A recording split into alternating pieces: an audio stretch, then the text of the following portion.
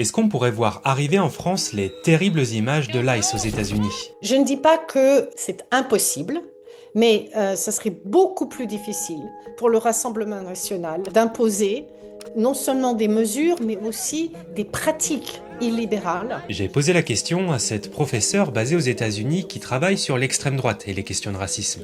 ICE a été transformé par l'administration Trump en milice paramilitaire. La mission, c'est d'arrêter le plus d'immigrés. Donc, il y a un délit de faciès. Si vous avez l'air d'être hispanique, même si vous êtes citoyen américain, vous risquez d'être arrêté, voire même déporté par ICE. Si certains disent espérer de telles méthodes en France, leur souhait va être contrarié par la professeure qui rappelle que la France, ce n'est pas les États-Unis. Je crois qu'il y a 3 différences.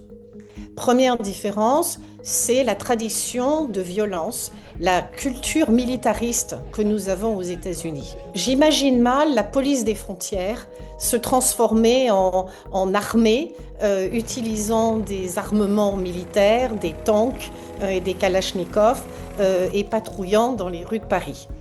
Il n'y a pas cette tradition. Donald Trump utilise d'ailleurs l'Alien Enemies Act, une loi adoptée en 1798 après la guerre d'indépendance pour contourner les tribunaux d'immigration, priver les personnes de leur droit à une procédure régulière et faciliter leur détention et leur expulsion. La deuxième différence, c'est que pour l'instant, les contre-pouvoirs aux États-Unis sont bloqués.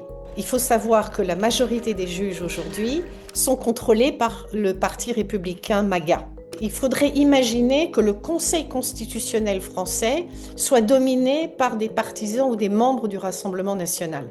Vous voyez, on est quand même assez loin. On a toujours cette tradition républicaine.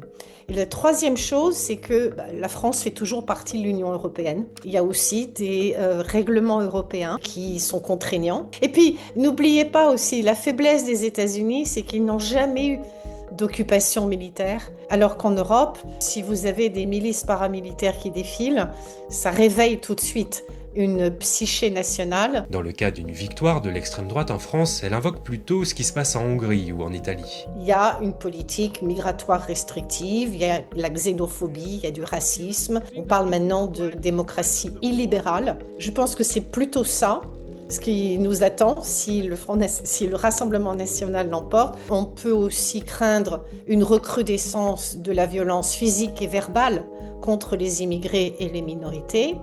Et on peut aussi s'attendre à des mesures pour la préférence nationale, la fin de la double nationalité, restriction de visa. Ça, on peut raisonnablement être sûr que ça aura lieu.